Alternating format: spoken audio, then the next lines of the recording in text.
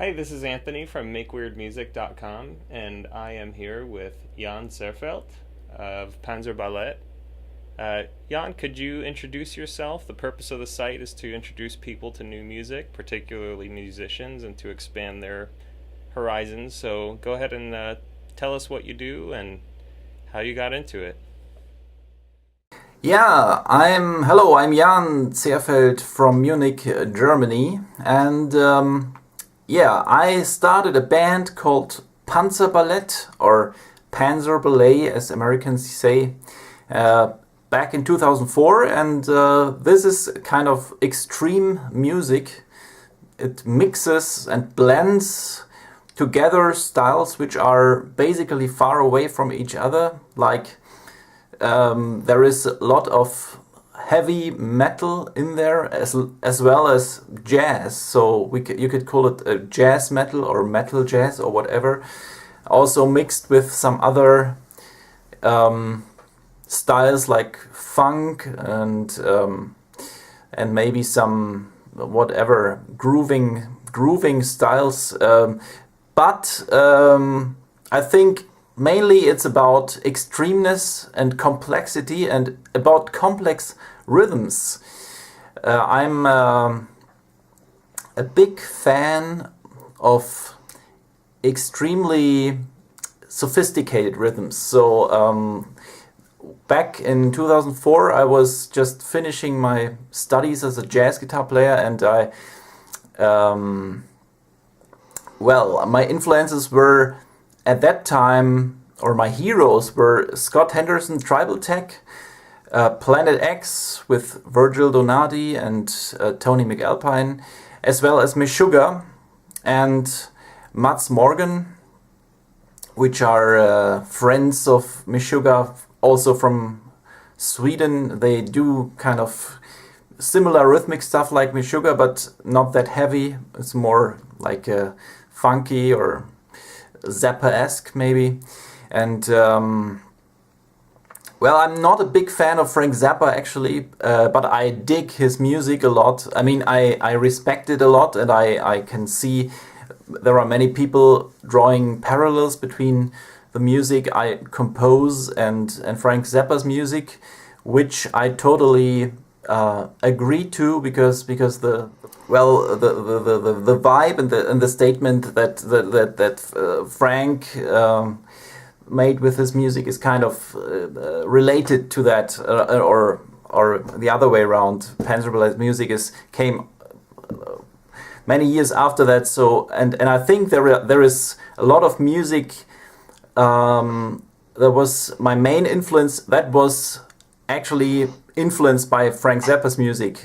so there are big parallels. But I don't actually listen a lot to Frank Zappa, because I don't know, it's kind of not my cup of tea. He has lots of criticism about like politics that was happening back then in America, which I don't know, or I'm not inside the whole thing, so I don't understand it maybe that well. Frank Zappa, there is a lot about lyrics as well, and I don't do lyrics at all. I just I cannot write lyrics actually. It's only everything that I tried is actually nothing that I would like people to hear, or I don't think it's anything that I consider as worth spreading. So I think it's only about the music itself, not about lyrics. But what I would say, now I got kind of into a little bit. Sorry, I have to look up the word. You can cut it out. Into a dead end, a blind alley.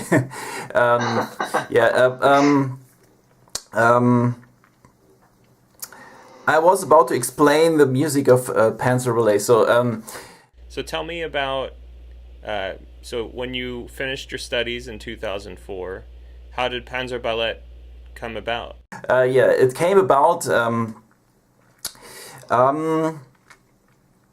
Yes, and when I had this vision of what I wanted to do, and having written a thesis about Meshuggah and Meshuggah's music and its development, and really I got deep into the stuff and transcribed and also played some or covered some Meshuggah stuff in my final exam, and I started composing my own songs during my jazz guitar studies, and I thought, well, I want to I want to form a band that's playing only my own compositions, and that's when I started looking for musicians, because the band that I had back then for my final exam, they were kind of it was fun playing with them, but they didn't have time for a steady band. So I had to actually look for people or for musicians who have enough time to form a band and to really rehearse a lot and get into things. So then I found 3 guys, Max Bucher, Flo Schmidt and Gregor Bürger, which Gregor, I knew him from, well, all of them I know, from the local scene, jazz musicians, and Gregor, he had his own funk big band, which is still happening. It's Ear Force, and I played in his big band, and so the first thing was I was looking for, actually, because I was into Planet X, I wanted to have a keyboard player, but I didn't find any. All the keyboard players, there were not that many keyboard players who actually were that much into jazz music, or on the other hand, jazz pianists who had any playing keyboards in a way, with that sounds and all these sounds. Usually jazz pianists, they don't do that. So it was a kind of, they were maybe 2 or 3 guys, and they were already professionals, and they didn't want to or didn't have enough time. So I was racking my brain how to solve this problem, and then I remember there was in a different context, there was a jam session, or there was a rehearsal with a band that was rehearsing just for fun, and they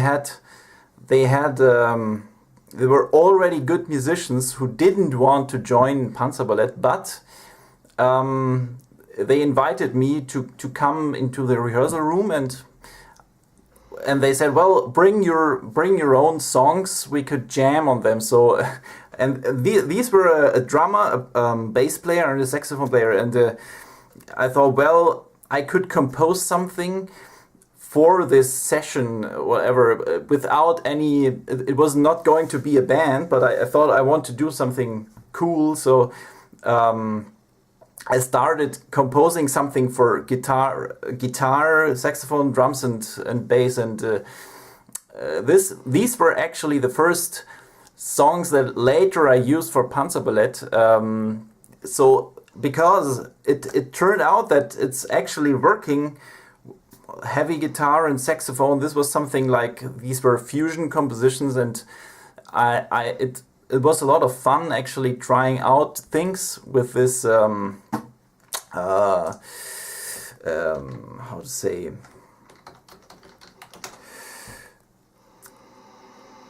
with this lineup, yeah,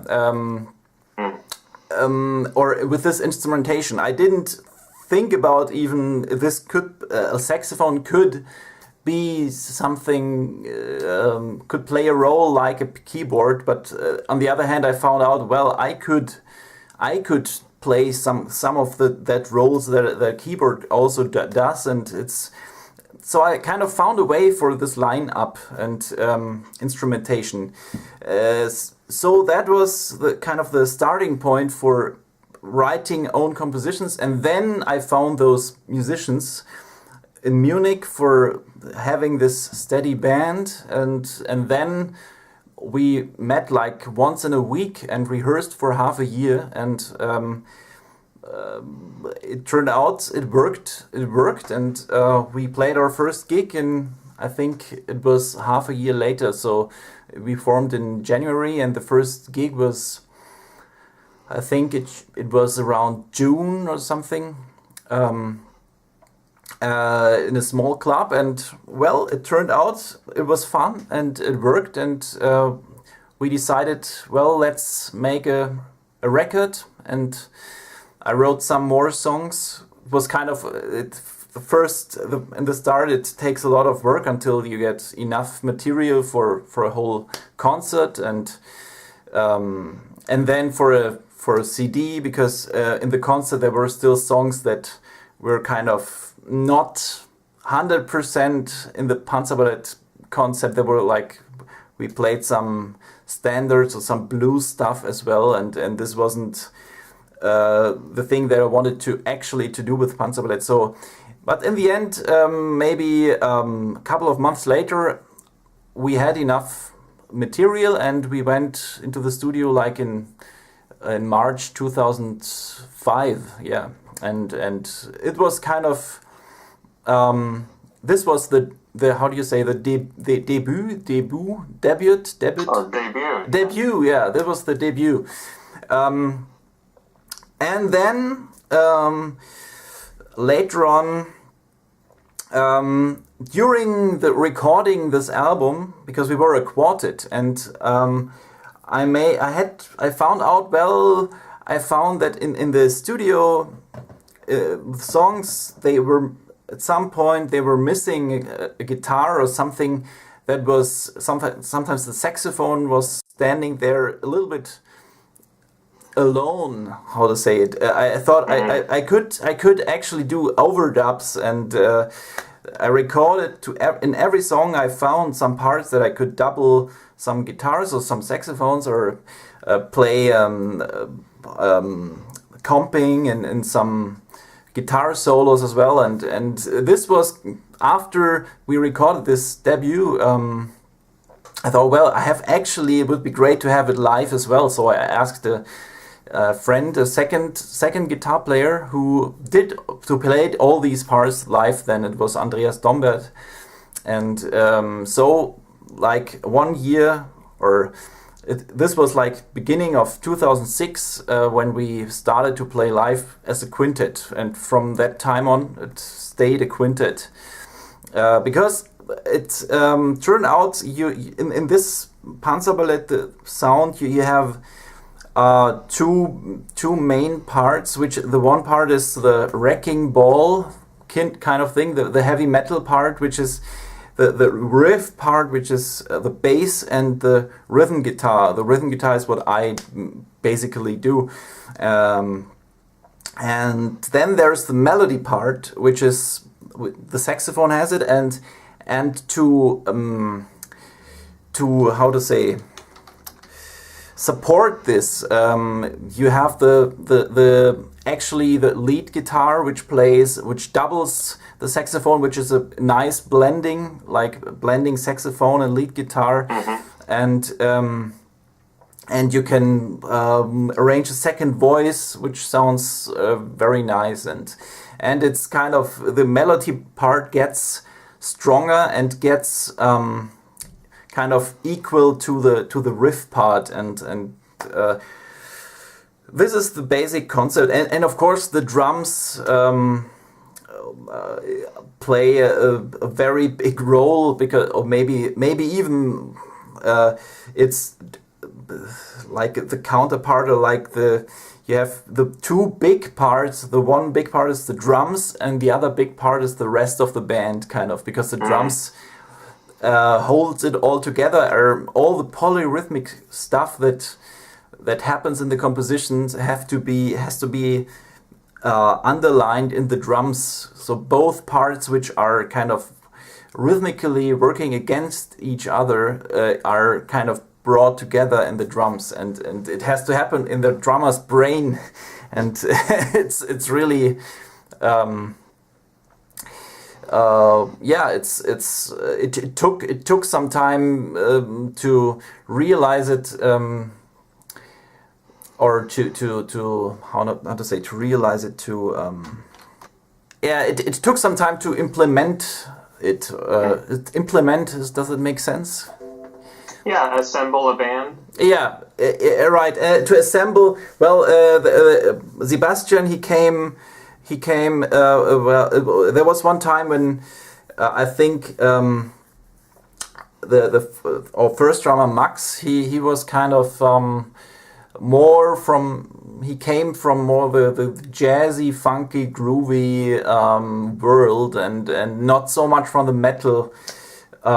He was not a metalhead at all, but sometimes I felt the music needed something like a metal impact from the drummer. So it was kind of, he played great, but at some time when I met Sebastian, I immediately knew that's actually this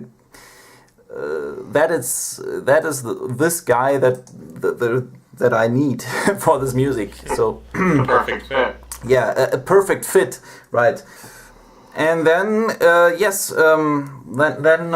we had some other lineup changes, but basically from the time on that Sebastian joined the band, it was sounding already a lot like it sounds now.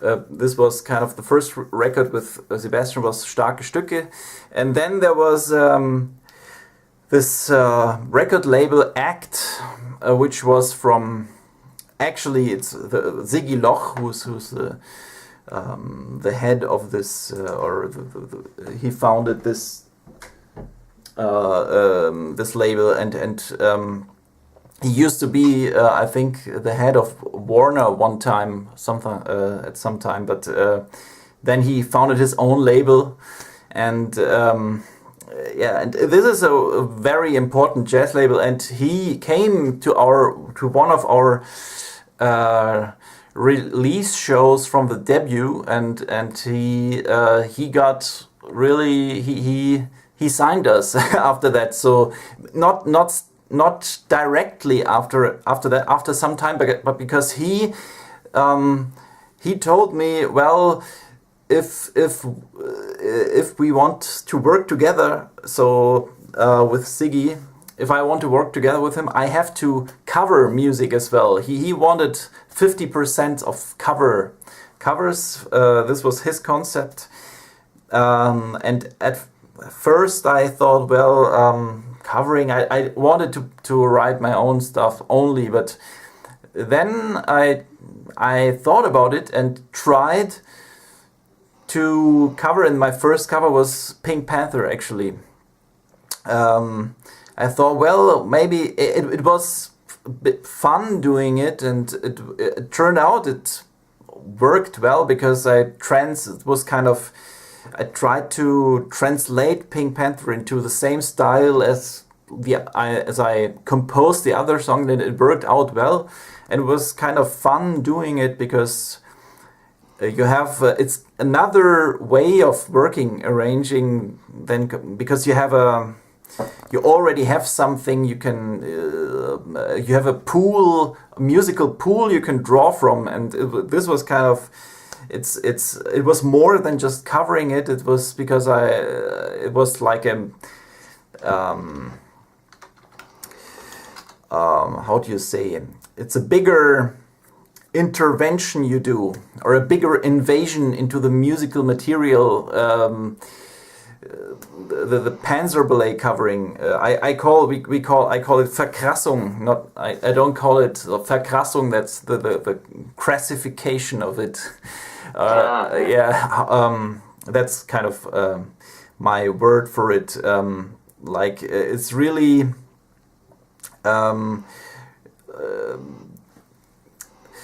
get like really invasion into the composition, like really taking out the elements and putting them together in a completely different way, and this was the fun part. This is the fun part about it.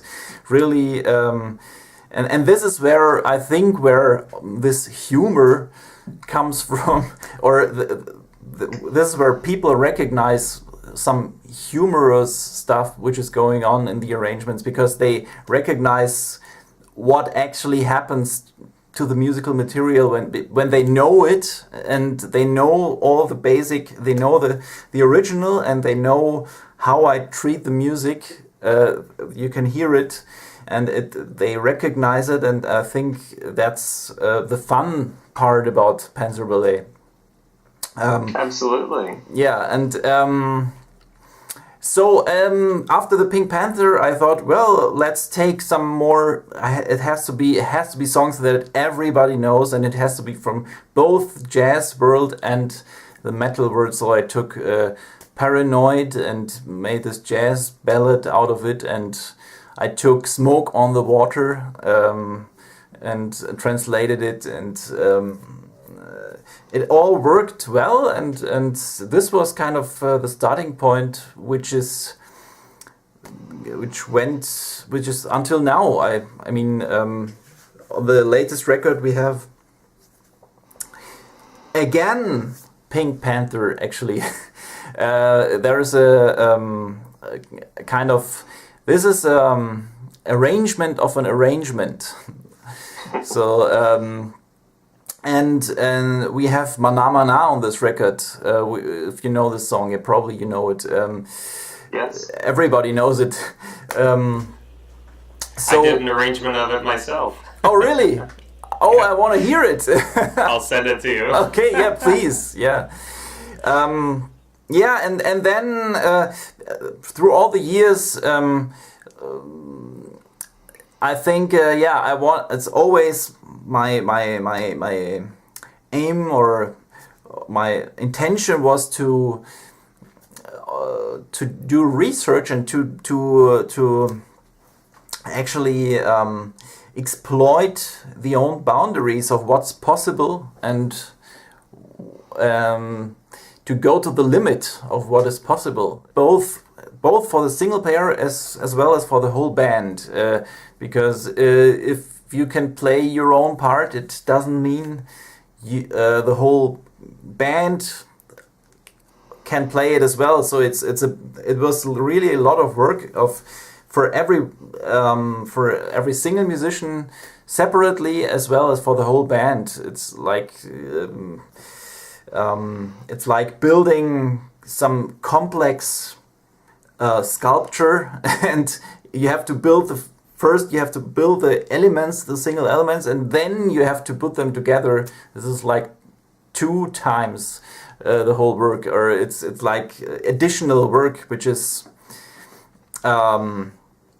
which took a lot of time, especially when we started to do this quintuplet thing. This took us a lot of work. The first quintuplet arrangement was some skunk funk.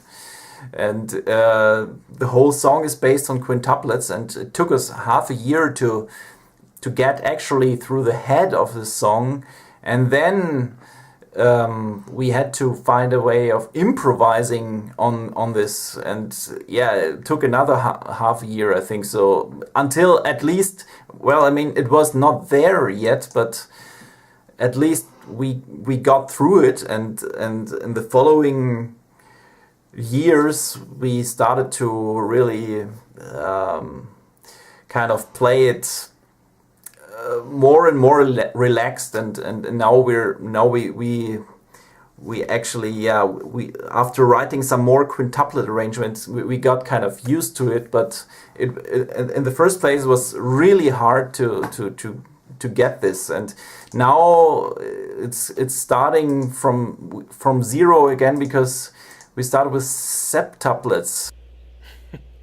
When I first heard some skunk funk, I thought, are they doing this all in quintuplets? And then I thought, no, that's really stupid. Why would anyone do that? You know, thinking I was totally wrong. And then after about 4 months of listening to it, I was like, no, they really are subdividing in quintuplets, and it just blows me away that you did something like that that's so detailed and complex. Yes, yes. When thinking about it, it blows me away too, because but this was the um,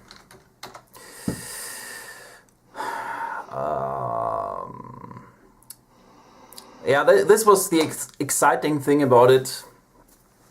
To do something that nobody else does, actually, that in that consequent way, to divide the groove and to divide the beat into 5 parts. It's rarely, or I didn't hear it before. So maybe you have, of course, you have in Zappa's music you have lots of quintuplets, but I mean not a whole song of quintuplets, or you have some solo players playing fast runs in quintuplets, but it's a totally different effect to arrange something for a whole band based on this quintuplet quantizing or quantization.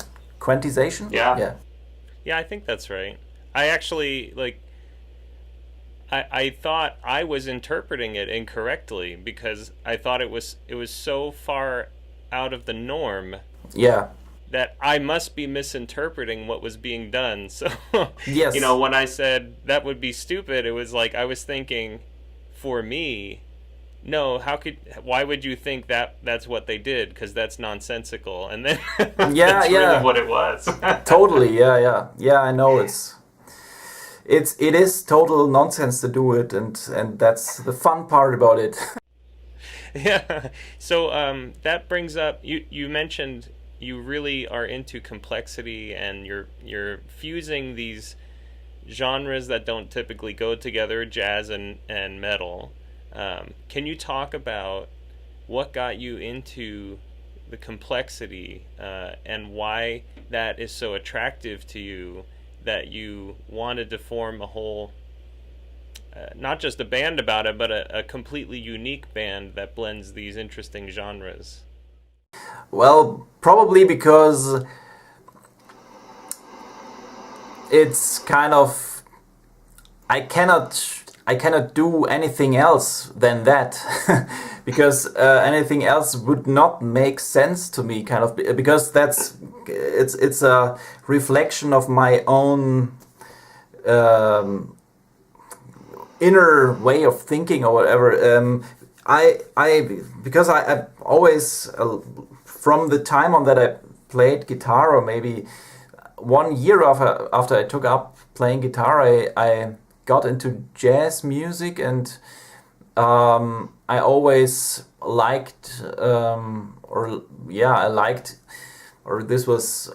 it a lot to get into jazz music and to play jazz music, and I decided to study jazz music as well. So this was always something that had a big. It was always a big part of my musicianship, or how you say it, of my. It played a very important role to have freedom of improvising, and also the sophistication and the whole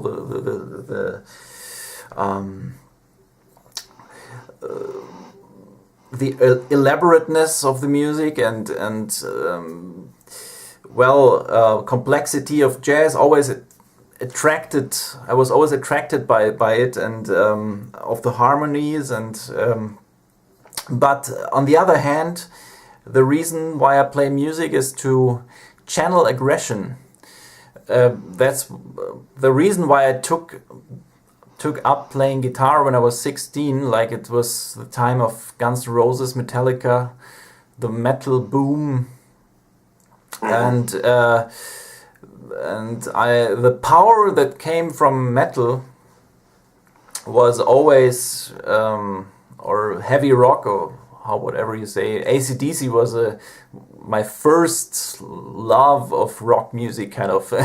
It was AC/DC had maybe the heaviest impact on my musical taste up to then. It was maybe the first riffs I learned were AC/DC riffs, and I still dig their music a lot. I was recently at a concert of their last tour, and it was one of the greatest shows I ever seen.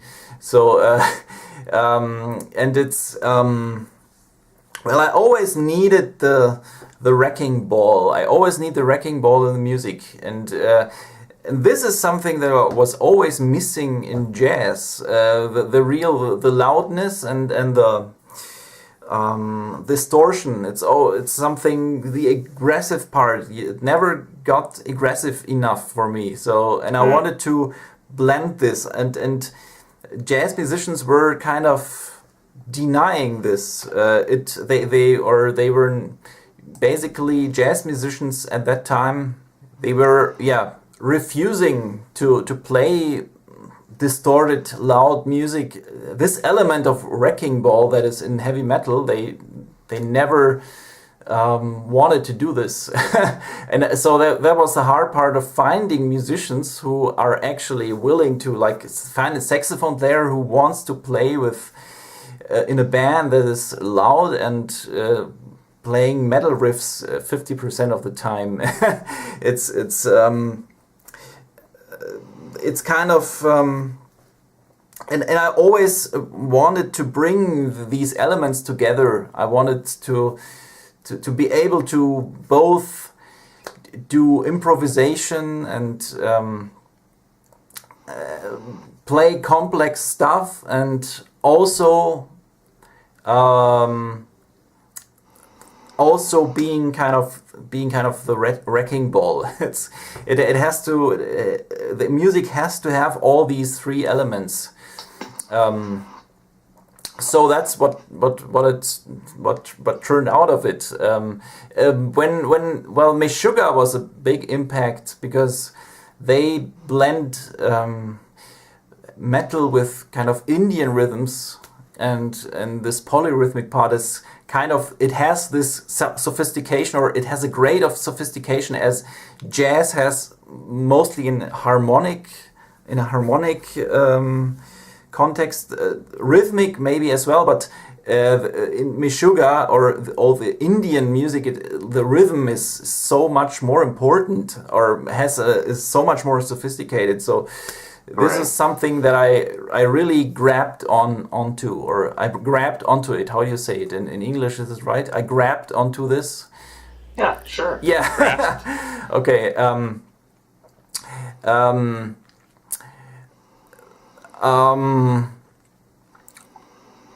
Does it make sense? Yeah. Oh, yeah. Okay. They say, you could say I latched onto it, or I grasped it. Something like that. Yes. Yes. So complexity from jazz harmony, complexity from rhythms, Indian rhythms, or polyrhythms. This is kind of, I would say, it felt always great for me to, on the one hand, punch the audience in the face by playing really energetic and loud music, and on the other hand, to make it sophisticated in a way that they actually don't get it in the first place. So you have first to think about it. You have two elements. You have this raw, like in a movie of Quentin Tarantino, you have this raw power combined with those really sophisticated, how do you say, conversations and whatever, and you have both elements, and this is kind of that's also something that for me, humor comes from music. You have both of these elements, because usually you get punched in the face in a metal concert, and of course, there are lots of like tech metal bands who have also lots of sophistication, but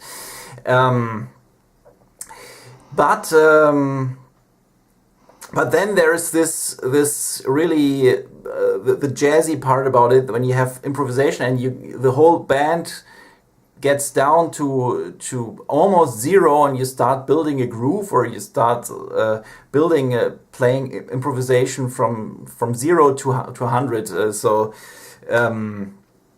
You have and each night you have a different soloing, and each night something new happens.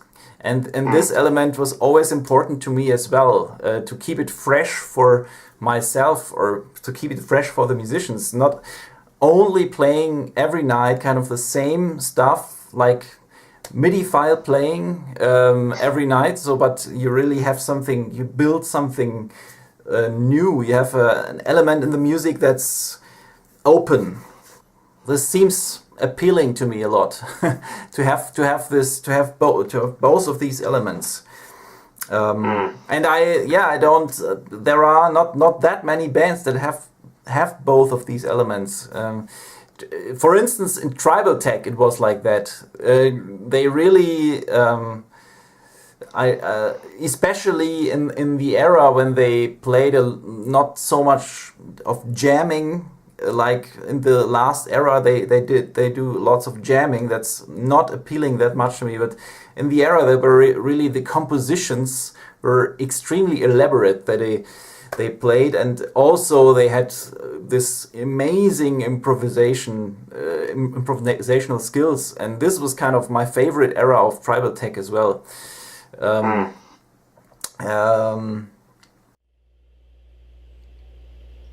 Where did you come across these technical artists? How did you first discover them? Well, tribal tech was this was a friend of mine. Actually, it was the same guy that I played my demo later on of music, and who inspired me of naming the band Panzerballett, because he said, well, that sounds like tanks that are kind of dancing ballet. And I thought, well, and it was the same guy who took me years before that. He was a lot into technical music, and he was a lot into, like, he's a guitar player who he got into Paul Gilbert and Steve Vai and all those guitar heroes very early, and he always showed me those guys, and he was buying all these guitar magazines, which I did not do at that time. But he got me into this kind of technical music, and also he took me to a tribal tech concert, which was in Munich. So my first experience was not the CD of tribal tech, not the recording, but it was a live concert, and it was a punch in the face and into the brain as well. And it was